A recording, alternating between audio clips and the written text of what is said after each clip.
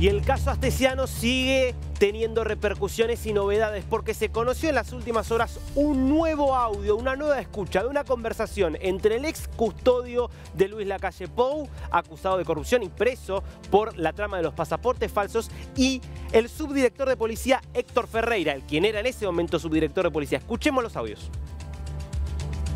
Cuando yo entré, él andaba con toda la ficha mía. Fuiste, yo un día a Nicolás Martínez, el secretario del presidente, que me conocen como vos todos saben. El presidente agarró y le dijo: mira, a mí no me vengan a hablar de Astesiano, ¿viste? Del Fibra, le dijo: no vengas a hablar del Fibra. Dice: el Fibra, yo sé todo. Sé lo que hizo para darle comer a la familia. Yo del Fibra sé todo. Y cuido a mi madre, a mi padre, a mi hermano, a mis hijos, ¿viste? Vos, dice, del Fibra no me venga a hablar. Lo cortó y ahí fue que empezó a decirme: vos no lo quiero en la calle, no lo quiero en esto, no lo quiero en esto, no quiero. Ya está. Porque vio que era traidor, porque un tipo que va a hablar de nosotros, va a investigar a nosotros mismos, es un traidor. Y estos audios fueron difundidos por La Diaria. Lucas Silva es el periodista que estuvo a cargo de esto. Lucas está en comunicación con nosotros. ¿Cómo estás? Te saluda acá Darío Misraji. Hola Darío, ¿cómo estás? Gracias por la comunicación. A vos, Lucas, ¿qué te parece que nos aportan estos audios que se acaban de conocer?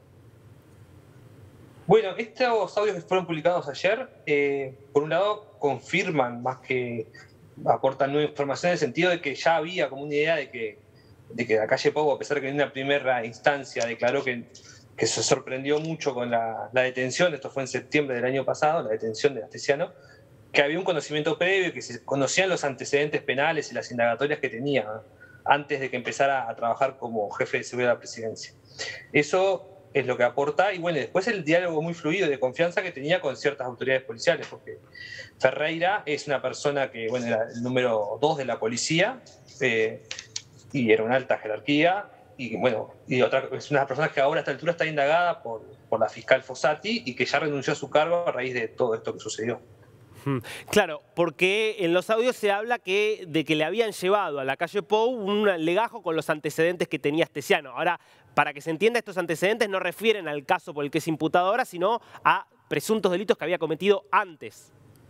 A otros delitos, exactamente. Estafas, otros antecedentes de delitos no vinculados a la causa de los pasaportes. Que fue una discusión cuando recién lo detuvieron en septiembre del año pasado, como te decía, pero nosotros mismos habíamos publicado, otro colega, Gabriel Pereira, también había sacado esa información un año antes, o sea, había información sobre los antecedentes. Lo que acá queda más claro es que hubo gente que lo advirtió directamente, presuntamente otras autoridades policiales o gente vinculada a la seguridad, que le llevó esta información y bueno, según la versión de Astesiano, el presidente la descartó y defendió la opción de seguir trabajando con él. Hoy también, te aprovecho y te digo, hace un rato publicamos otra información que quizás esa sí aporta un poco más de otra capa informativa y veremos qué pasa en estas horas. De hecho, ya empezó a generar una repercusión y es que hay en otro audio, también con autoridades policiales de altas jerarquías, entre ellos Ferreira y Berriel, que es otra jerarquía, Astesiano comparte información de monitoreo de cámaras de un dirigente sindical que el año pasado protagonizó un accidente fue un hecho bastante sonado en Uruguay, porque esta persona es presidente de la principal central sindical del Uruguay, y bueno, tuvo un accidente y después la espirometría le dio positiva, eso generó consecuencias, tuvo de licencia, tuvo también que enfrentar un juzgado de faltas.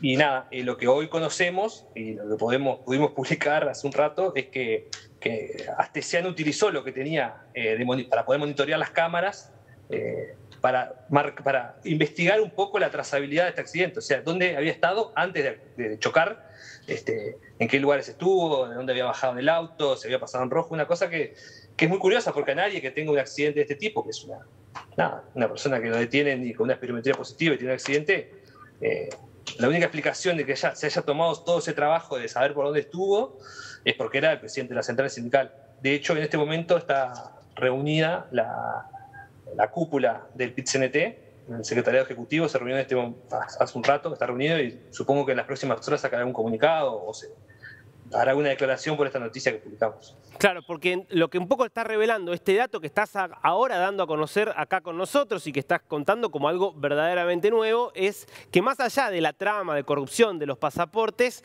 podía haber indicios de que quizás Astesiano también hacía inteligencia y inteligencia contra quizás adversarios, porque también había una denuncia respecto de inteligencia sobre senadores del Frente Amplio.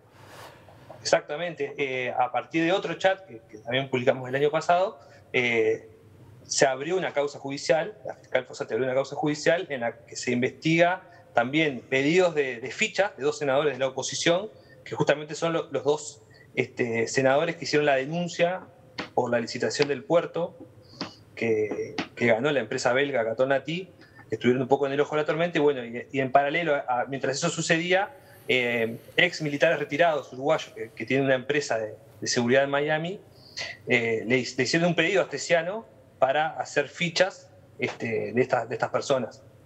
Claro. Y bueno, eso se está investigando. Las personas, Marcelo Acuña, que es el militar que hizo ese pedido a Astesiano, ya declaró. Al mismo tiempo él involucró a otras personas, a otros militares y ex militares uruguayos, y eso se está investigando. Hay que ver si esto que sucedió hoy, que todo indica que también puede sumarse, si se arma otra causa nueva o si esto se suma a este espionaje. Lo que dicen ya los abogados con los que hemos consultado es que hay indicios, por lo menos por lo que ahí se ve, hay como indicios de que hubo algún tipo de pericia ilegal, digamos. Lucas, bueno, muchísimas gracias por esta información inquietante y bueno, seguramente se escuchará la respuesta a la palabra del presidente y de su círculo en las próximas horas. Gracias, Lucas. Gracias a ustedes por la comunicación.